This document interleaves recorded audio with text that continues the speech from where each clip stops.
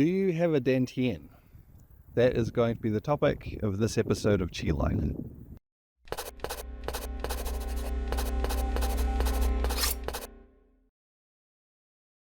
Alright, so I'm making this vlog inspired by, you could say, some comments or statements by some other Qigong, or you could say internal arts practitioners and teachers.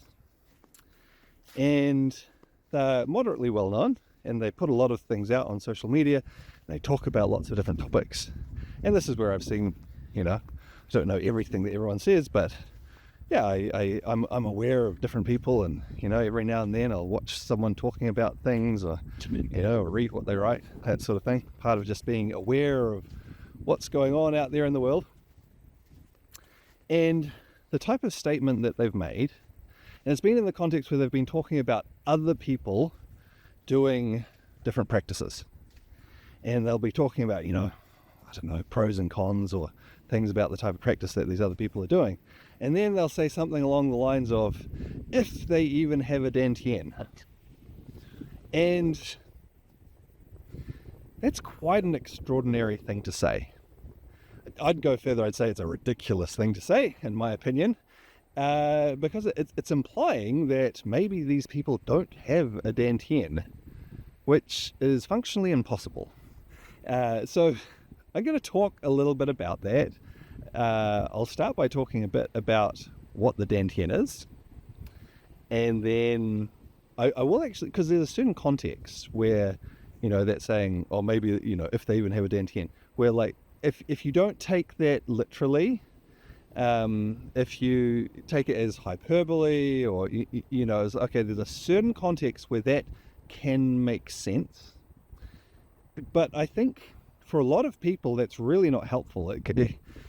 Because it can really take away from their understanding. Again, these are people who teach Qigong or other internal arts quite widely, and without some explanation of understanding what they mean by, I'm not sure if they actually literally mean, oh, maybe they don't have a Dantien, because again, that would be ridiculous and functionally impossible.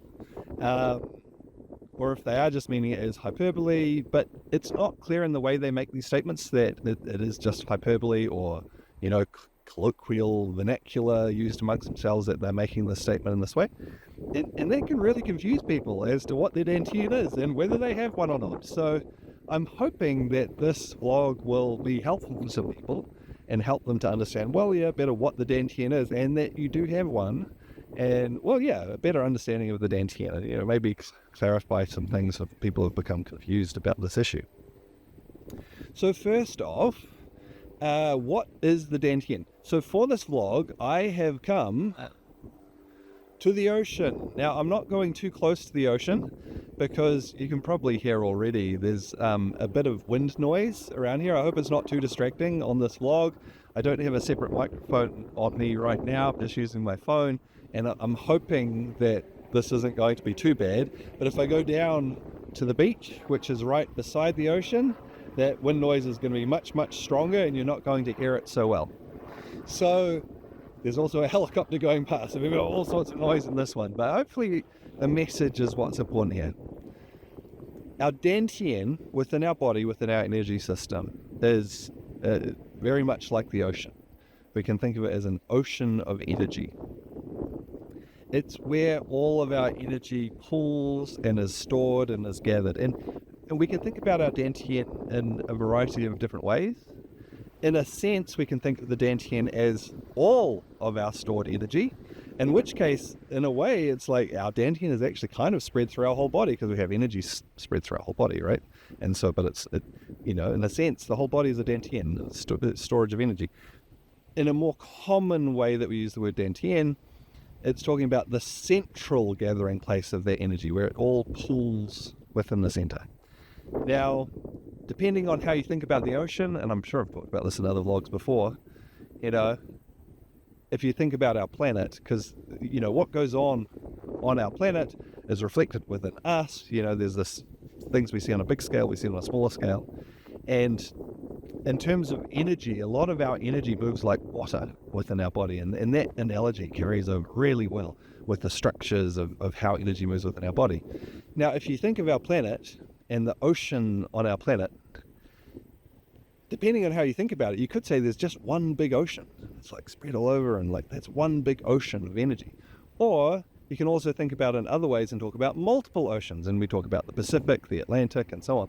And each of these are, they're connected, but they have different qualities within the water in those oceans. It's the same in our body. We can talk about having multiple Dantien, where the central storage place of that type of energy is in different locations. Sometimes we talk about the lower Dantien, the upper Dantien, the middle Dantien. There are other Dantiens as well, and we're talking about the different types of energy that's where they're centered. Or we can talk about there just being one Dantien, like one great big ocean, where it's the center of all the energy stored in our body.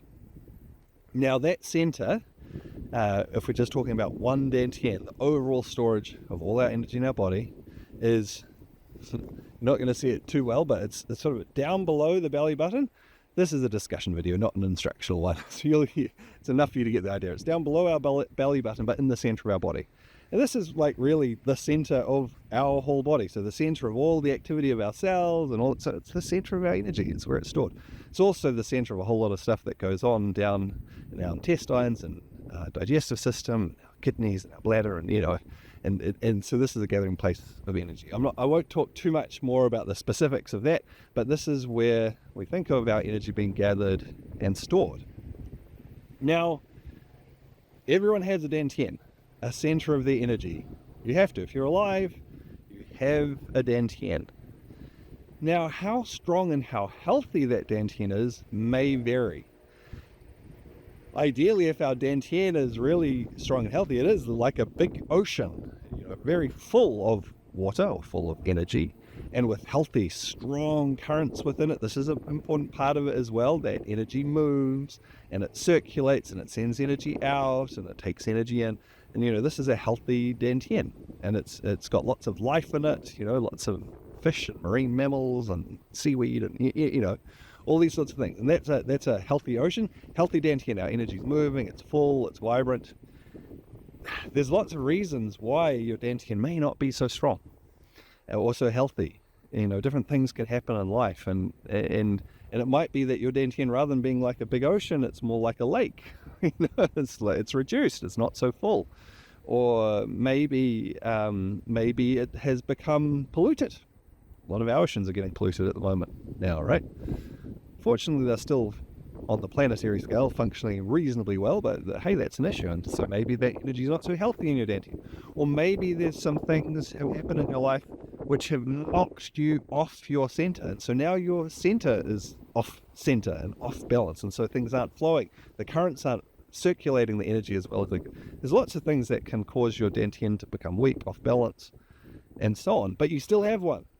That's fundamental to the way your whole energy system works. And certainly in a therapeutic context, certainly the way I work therapeutically, that's one of the very first things I look at is what's going on in your Dantien. And this is whether you've done no Qigong, no internal arts practice whatsoever, just seeing like how healthy, how balanced it is, because it supports everything else within your energy system. So you have to have a Dantien.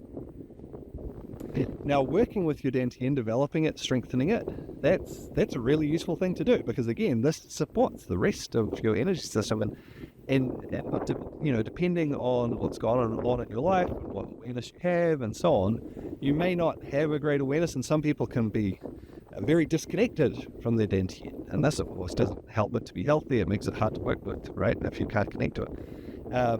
So some people find they connect to their Dantien, are able to start working with it very easily. For other people, it can be a real challenge.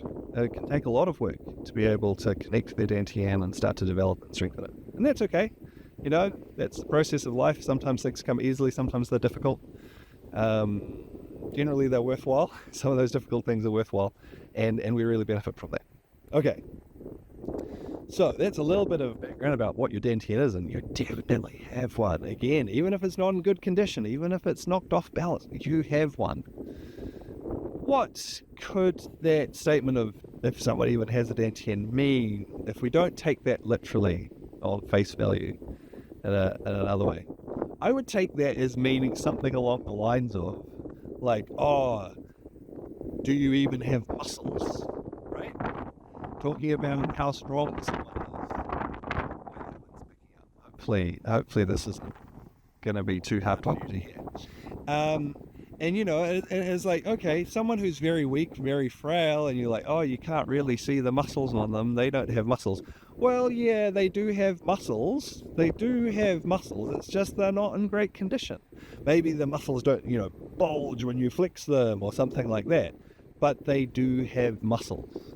And I think that's maybe the context where those sort of statements make sense. Like, do they even have a Dantien? It's like, do you even have muscles? It's not an accurate way to speak. There's sort of hyperbole there, kind of derogatory in a way. But it's talking about the level of development. Because within different practices, sometimes people put a lot of attention, not just on having a natural healthy Dantien, which is just, if you're ideally healthy, it's natural to have a healthy Dantien. But on developing this further, making it stronger, more full of energy, more active, in the same way that someone may choose to specifically develop their muscles. They might do exercises to make their muscles stronger, bigger, and so on. You don't necessarily need to do that. Depends on your goals. You might just want to be healthy.